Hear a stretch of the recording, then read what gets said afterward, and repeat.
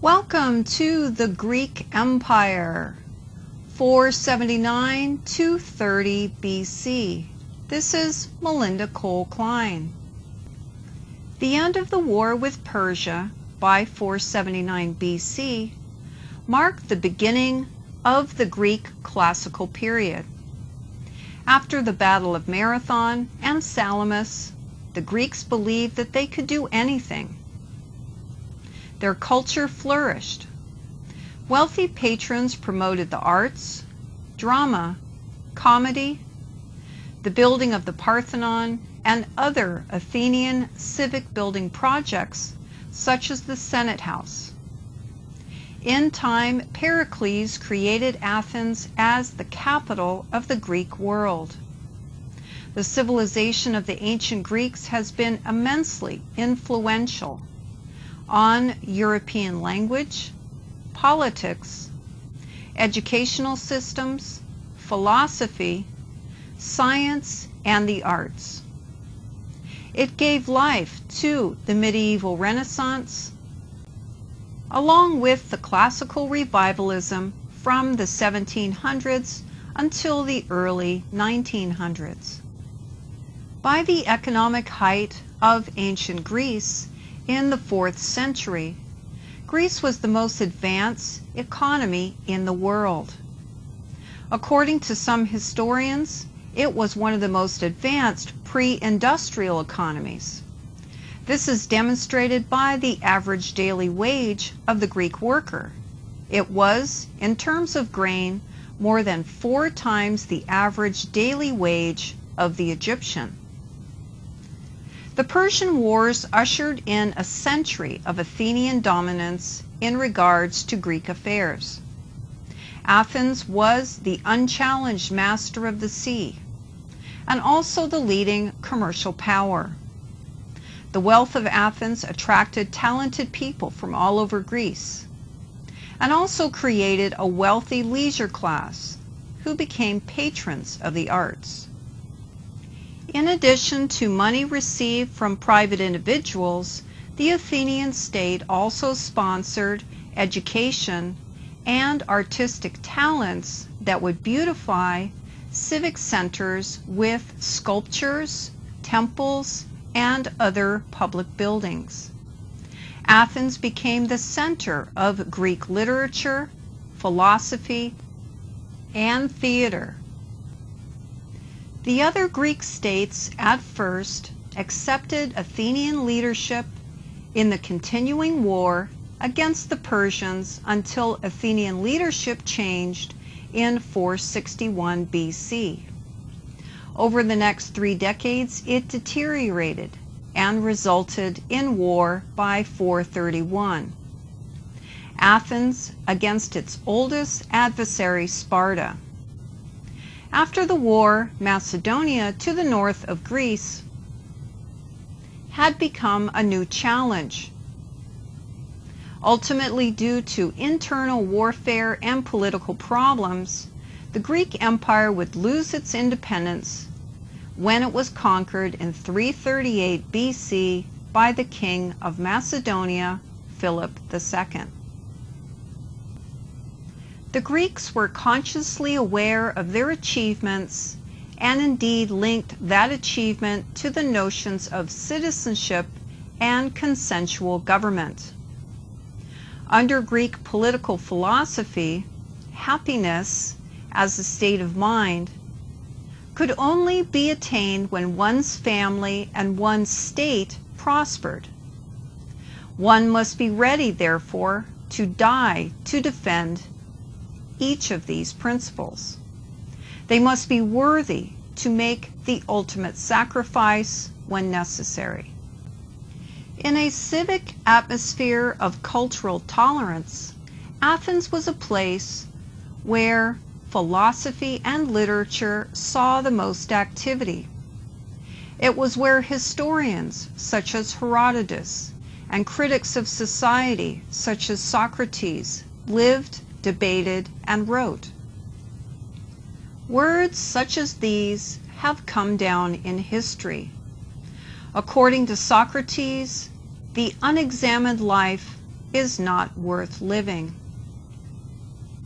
The classical Greek age from 510 until 370 BC, set between two periods of war, was a time of momentous conflict between the Greek city-states.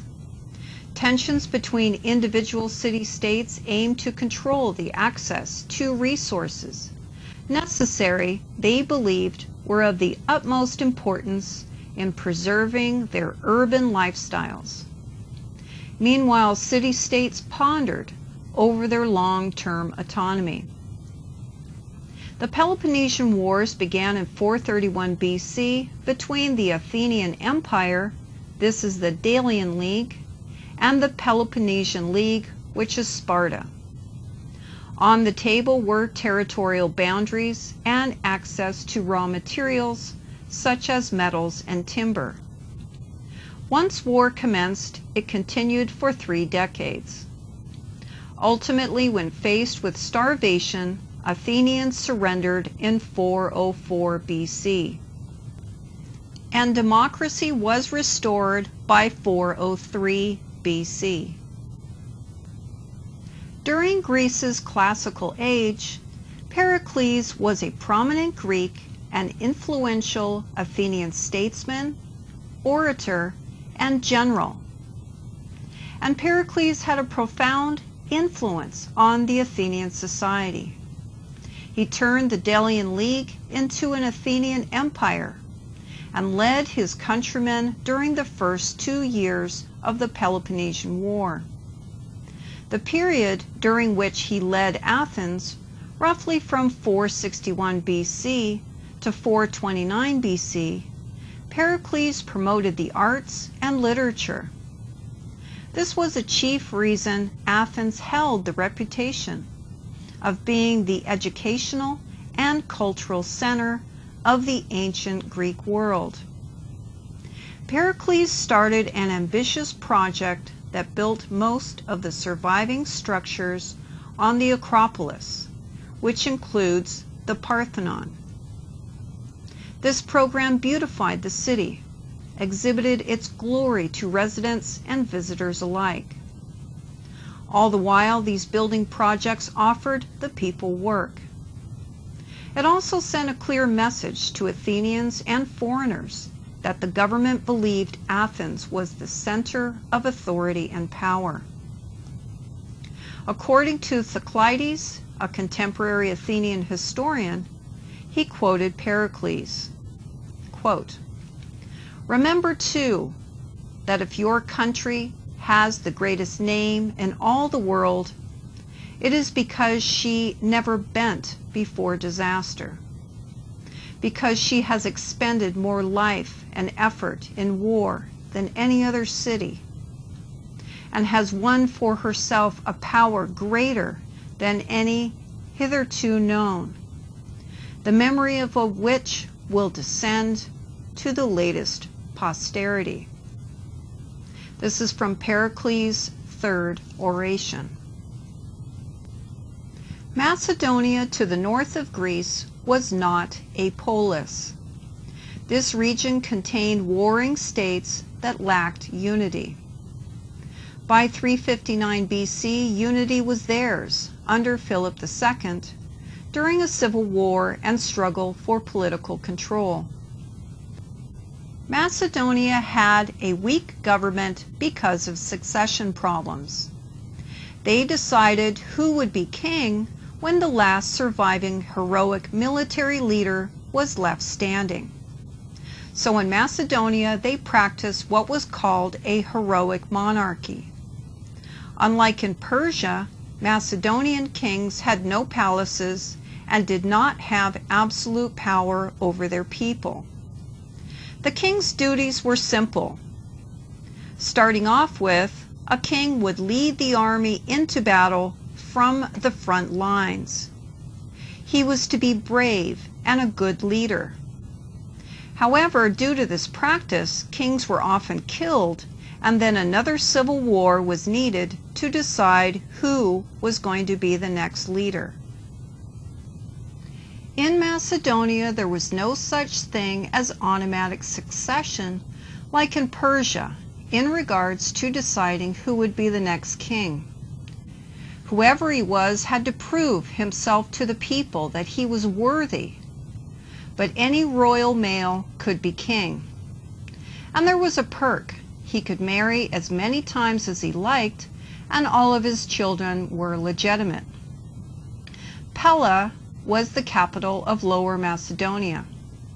Upper Macedonia was a hill country, 7 independent princely kingdoms, always fighting each other. They were politically divided. Other domestic problems: Macedonia experienced attacks from northern barbarians. These were raiders, and then the Greeks from the south invaded from time to time. There was a potential in Macedonia to become unified, and Philip saw this. First, there were vast amounts of good horses that could be trained and bred for a large cavalry. Secondly, there were valuables. There were abundant resources of gold, silver, and timber needed for shipbuilding. At 359 BC, Macedonia was at a turning point. The king of Lower Macedonia was killed in a battle. All other threats to the throne were nullified by Philip. He even killed his cousin, who was favored as the successor. The next step for Philip was that he rallied the support of the army behind him, and they claimed him as their new king. As King, Philip is best remembered for his military reforms and his imperial successes. He was able to get Lower Macedonia government to pay for armor for his soldiers. And he did something that had never been done before. He was able to get his soldiers wages. Secondly, Philip invents a new weapon, an 18-foot spear. Yes, it had a balancing feature on the back end, so it can be held out straight without falling to the ground.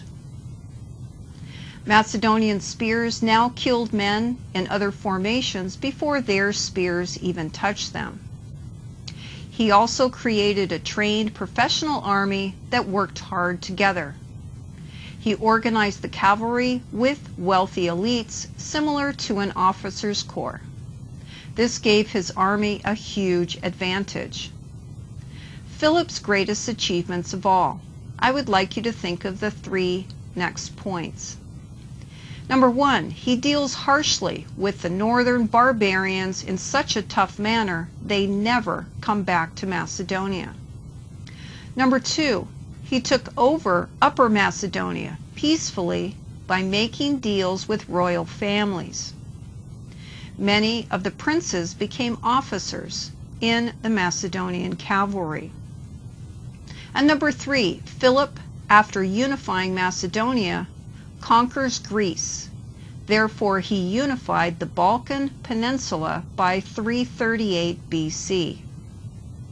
But he has an unfulfilled dream, and this dream translates into conquering Persia in the east.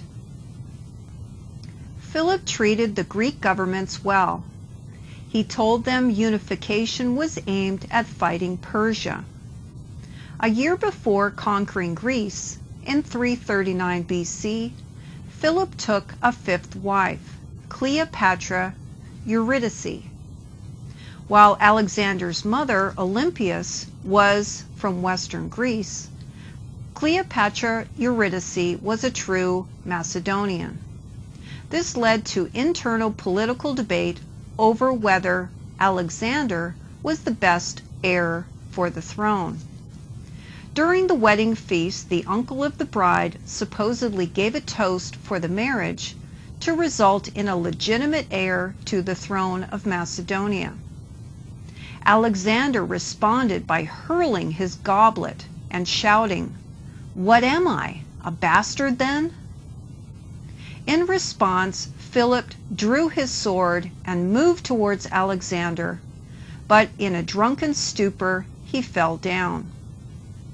Alexander then famously remarked, "Here is a man planning on conquering from Greece to Asia, and he cannot even move from one table to another." Following this episode, Alexander and his mother left Macedonia. This began feelings of betrayal in regards to Philip, perceived by his son. And this, of course, was enhanced by feelings of distance and time.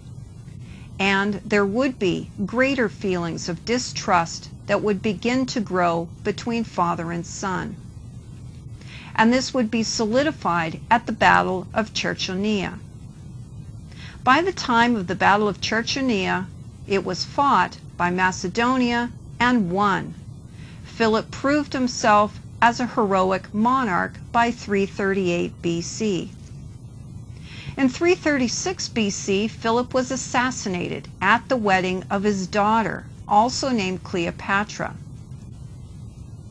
Theories abounded regarding the motives behind the killing, but there is a common story.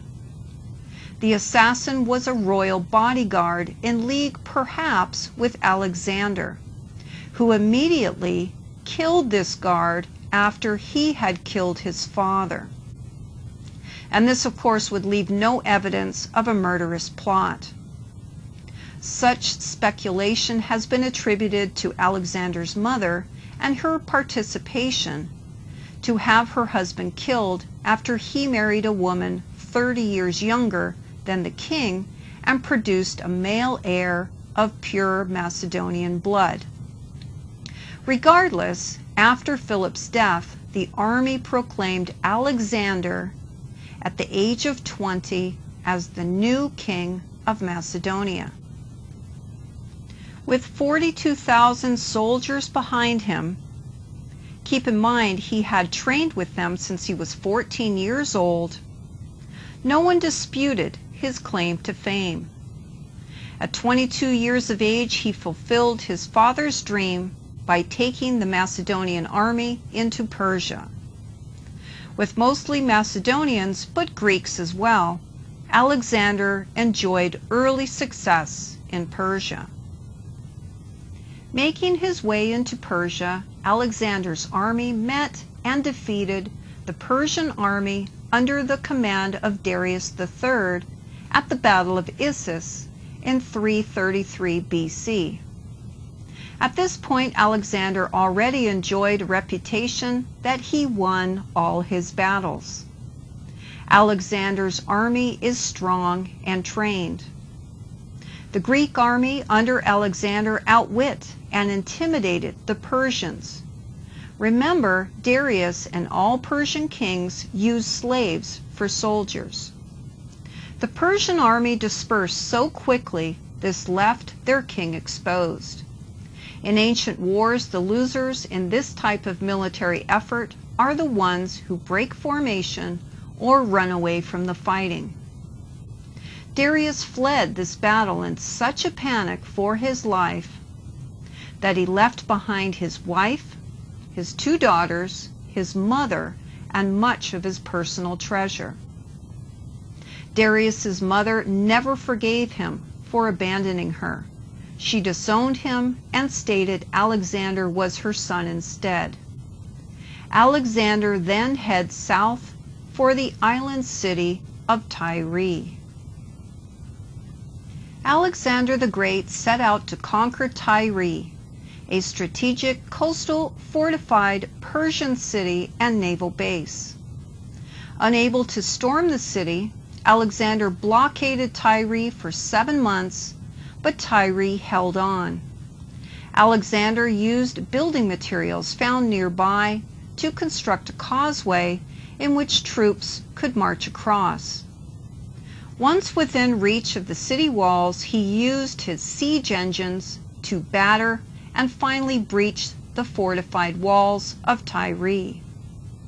It is said that Alexander was so enraged at these residents' ability to resist his authority.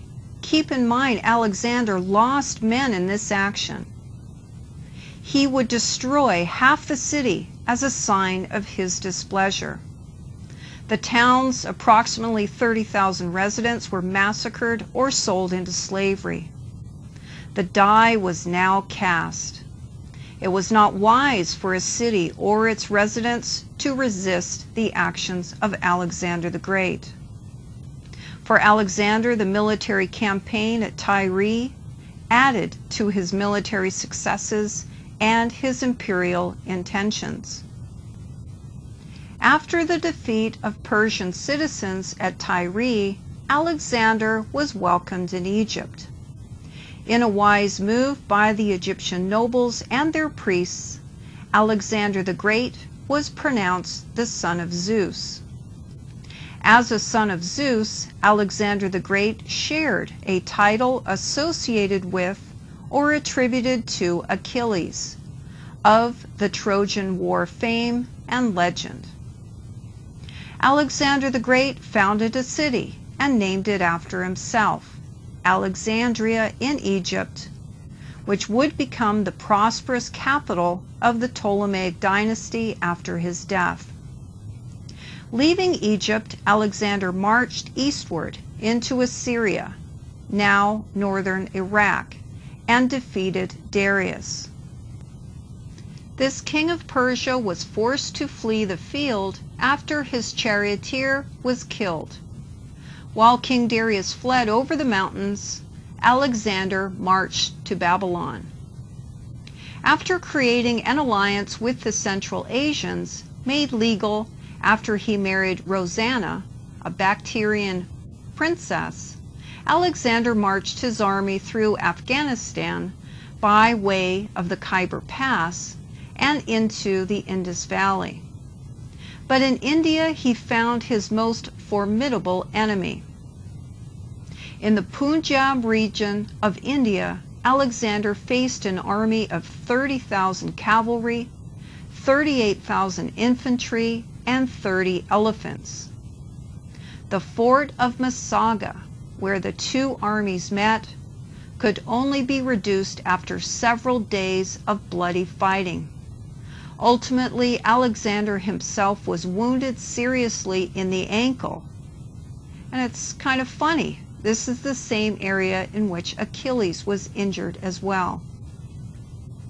However, the rival chieftain was killed in battle, and Alexander's army again won. They made an alliance afterwards with the chieftain near the Ganges River.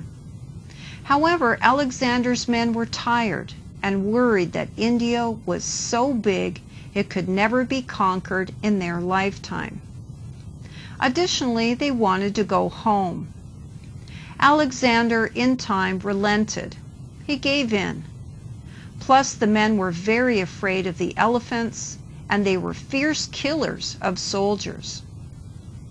So they marched back to Babylon, where Alexander decides to stay on. After 12 years of constant military campaigning, Alexander died, possibly of malaria, typhoid, or viral encephalitis. He might have been slowly poisoned as well.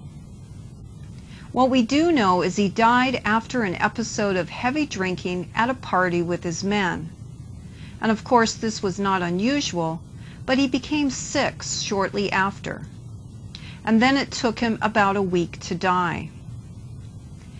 Alexander the Great and his conquests ushered in centuries of Greek settlement and rule over distant areas, a period known as the Hellenistic Age. Alexander himself lived on in history and myth of both Greek and non-Greek cultures. Already during his lifetime, and especially after his death, his exploits inspired a literary tradition in which he appears as a legendary hero in the tradition of Achilles. Alexander the Great conquered many territories, sometimes peacefully and some at a tremendous cost to life. In Egypt, Alexander conquered this long-lasting dynasty through the respect he showed for their religion, and founded a new Greek city, Alexandria, to be the new capital. And this also would be the location of the Great Library. The wealth of Egypt could be harnessed for Alexander's conquest of the East. Unfortunately, Alexander never returned to Egypt himself. Alexander and his exploits were admired later by Romans who wanted to associate themselves with his achievements, although very little is known about Roman Macedonian diplomatic relations of that time. Julius Caesar is known to have wept in Spain at the mere sight of Alexander's statue. And others, such as General Pompey and later Octavian, had shown similar respect that bordered on religious worship of Alexander the Great. After Alexander's death in 323 BC, the rule of his empire was given to Alexander's half-brother Philip and Alexander's baby son, Alexander IV. However, since Philip was mentally ill and his son was still an infant, a regent was named. In the meantime, the former generals of Alexander were given various regions of his empire to rule. From 320 BC, Alexander's officers were focused on the explicit formation of monarchies and territorial states. Alexander's empire was divided at first into 4 major portions as shown on this map. By 270 BC, power was consolidated, and this is remembered as an epigony, a set of allies that ruled as monarchies during the Hellenistic Age. This period would continue for a few hundred years until we get to the Battle of Actium, and this would be Rome against Egypt. And after this time, the Greek Empire would be absorbed within the Roman Empire, which would last in the West until 476 AD, at which point it became a part of the Byzantine Empire.